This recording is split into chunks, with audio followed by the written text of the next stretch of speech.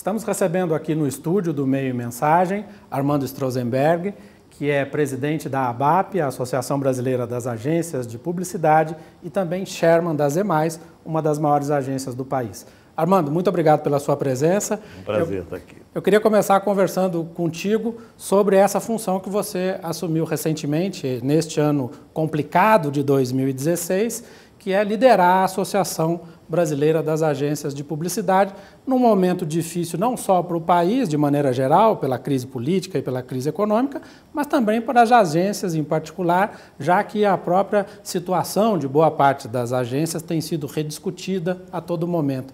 Qual é a sua avaliação desse cenário geral que você encontra ao assumir a ABAP? Bom, eu acho que qualquer brasileiro hoje preferia não ter, o mandato, de qualquer coisa, para representar quem quer que seja nesse momento. Mas eu acho que o vice-presidente, substitui o presidente, e eu acho que a gente tem uma missão a cumprir, e os fatos estão aí. É uma agenda muito pesada, eu reconheço, eu não esperava uma agenda tão pesada.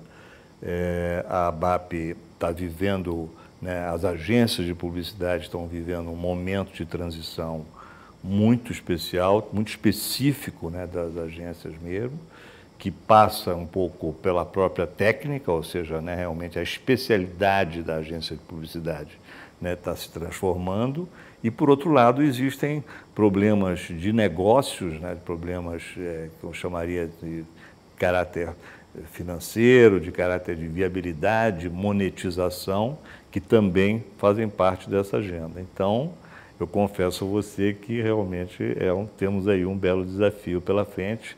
No total, são mais ou menos aí, são 5 meses, daqui a 5 meses toma posse o novo presidente, já estou há mais ou menos 2 meses, então são 7 meses aí bastante, no mínimo eu diria, são 7 meses pesados. Armando, pensando no mercado publicitário de maneira geral e na convivência dele com a sociedade, a publicidade ela sofre alguns obstáculos atualmente que passam não só pelas questões econômicas do próprio negócio, mas até por uma cobrança maior da sociedade em alguns pontos específicos, como o da publicidade dirigida a crianças, por exemplo, que a gente tem visto muito. Aonde você detecta que estão os principais obstáculos e desafios para essa atividade publicitária provar o valor dela para a sociedade e convencer os demais entes da sociedade da sua relevância e da sua importância? Olha, eu sempre partilhei da tese de que a publicidade é uma atividade que sempre é polêmica. Em qualquer parte do mundo, o exercício da publicidade é um exercício polêmico. Então, eu não me surpreendo com nada.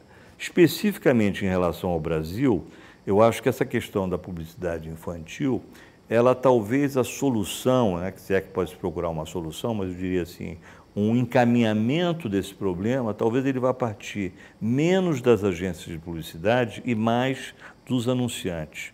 Eu acho que os anunciantes estão, de alguma maneira, se preparando, e colocando no colo das agências soluções muito mais interessantes, porque elas são mais sensíveis a esse tipo de problema do que as próprias agências, que nós somos sempre, digamos assim, nós construímos os discursos dos anunciantes, mas quem literalmente é o autor, digamos assim, do produto, ele do serviço, é o anunciante. Então, eu acho que, de uma maneira geral, eu não vejo isso particularmente como hoje uma coisa que seja, pelo menos no meu período de presidência na ABAP, não me parece uma questão fundamental, embora ela esteja absolutamente presente em todos os lugares. A sua pergunta é altamente pertinente, mas eu só acho que ela não traz com ela realmente um problema específico da publicidade.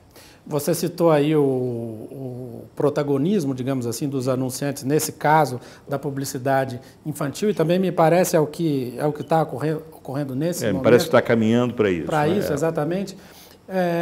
Uma das questões mais discutidas no mercado de agências é esse relacionamento com os anunciantes, não especificamente sobre essa questão, mas sobre qualquer outra questão, de maneira geral, e sobre pontos econômicos, inclusive. E muito se diz que essa relação entre as agências e os anunciantes já foi mais firme no passado. Eu vejo muitas agências se queixando de uma juniorização nos clientes. De outra parte... eu diria que as queixas são enormes. São enormes. De outra parte, os anunciantes também, às vezes, se queixam de pouca transparência do lado das agências. Você que tem muita experiência nesse mercado, detecta que houve, de fato, uma deterioração dessa relação e vê possibilidade disso, de uma melhora? Eu não gosto da palavra deterioração. Eu acho que houve um processo, né, digamos assim, em que ambas as partes mudaram muito. Né? Então, no momento em que ambas mudaram, cada uma à sua maneira, né, as relações entre as duas não estão exatamente no mesmo nível. Eu prefiro ver dessa forma. Eu não acho que o anunciante é o responsável direto, né, pelo que aconteceu com as agências, nem que os agências sejam responsáveis pelo que aconteceu, né, no caso do anunciante. O negócio da publicidade nas agências, né, perdeu, de fato, muita lucratividade.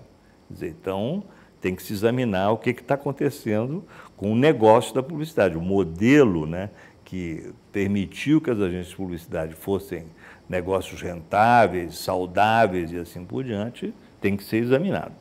Por outro lado, né, os anunciantes têm que entender que as agências de publicidade detêm a única coisa importante para a sua atividade, né, para uma razão pela qual o anunciante tem que ter a agência de publicidade, que é a competência deles para terem ideias, né, para terem talento. Se eles não entenderem, se o anunciante não perceber, né, que só a agência de publicidade é capaz de fornecer esse talento contínuo e permanente para eles, evidentemente que essas mudanças que também ocorrem hoje nos anunciantes, de alguma maneira, eles vão ter permanentemente essa tensão em relação às agências. Então, isso é que eu chamo, digamos assim, encontrar um novo ponto em que ambos se encontrem. Então, de novo, não tem nem mocinhos, nem bandidos. É apenas uma questão de um ajuste ou um reajuste, que, aliás, eu acho que no mundo de hoje é permanente. Quer dizer, não adianta também a gente achar que daqui a um ano, né, tudo estará resolvido e funcionando. Eu acho que as cabeças têm que mudar radicalmente, as atitudes têm que mudar e, sobretudo, tem que ter essa capacidade de literalmente trabalhar com o novo. Né? O novo é um dado que aparece todos os dias, tanto no anunciante quanto na agência. Se não soubermos trabalhar com esse dado, dificilmente a gente vai encontrar um ponto em comum. Armando, a publicidade ainda é uma das carreiras que mais atraem os jovens e a nossa audiência na internet, no Brasil todo e mundo afora, porque estamos na internet, é em boa medida formada por jovens estudantes e pretendentes a essa carreira. Eu queria aproveitar, evidentemente, a sua experiência, pensando nessas pessoas que estão no início de carreira ou estudando se irão ou não se dedicar a essa carreira.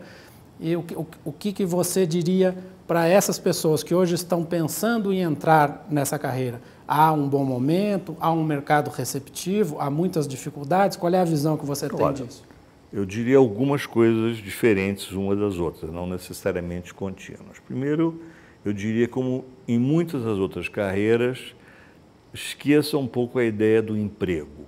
Né? A ideia do emprego tradicional, a relação trabalhista, né, entre patrão e empregado, você terá uma certa dificuldade de encontrar no mundo de hoje. Eu acho que isso, né, o home office é um dado concreto, né, as relações, né, são muito mais instáveis e assim por diante. E tal. O segundo ponto, talvez, é dizer o seguinte: a magia desse trabalho continua.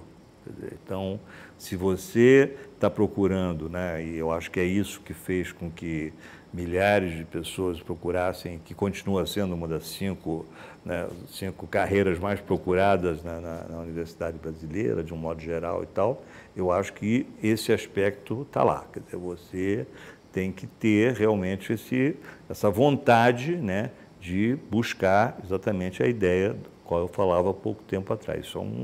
Isso é um fenômeno que tem que estar nas suas entranhas, né? Você tem que ter um prazer, né, para poder fazer e cumprir, né, com essa tarefa. O terceiro aspecto, eu acho fundamental, é que você não tem que ter vergonha de ser vendedor. Isso é muito importante, porque na medida em que você coloca um criador e ao mesmo tempo você coloca essa ideia do vendedor ao lado, parece que são duas coisas, né, que não se... conflitantes. Né, que até uma envergonha a outra, como se uma manchasse a outra, né? Então, eu queria dizer a esse, né, estudante ou esse eventual candidato, nenhum problema, quer dizer, o próprio jornalista, para a gente pegar um exemplo que seria assim, o mais poeta de todos eles, o mais limpo de todos eles, também é um vendedor, né? Só que ele é um vendedor, né, de verdades, ele é um vendedor de fatos e assim por diante. Mas se você analisar objetivamente, ele também é um vendedor. Então, fica tranquilo, porque realmente nessa profissão você vai encontrar tranquilamente a oportunidade de ser, né, poder exercer o talento e exercer ao mesmo tempo essa questão de venda. São alguns dos aspectos que eu acho que devem realmente fazer com que essa pessoa continue entusiasmada. Muito bem, eu gostaria de agradecer ao Armando Strozenberg, que está aqui nos dando o prazer da sua presença no estúdio do Meio e Mensagem, ele que é presidente da ABAP e também chairman das EMAIS. Armando, muito obrigado. Bom, foi ótimo, como sempre. Te desejo sorte né, na presidência da Obrigado. ABAP por mais esses meses e um 2017 muito melhor para todo o mercado. E sobretudo para o Brasil. Muito obrigado.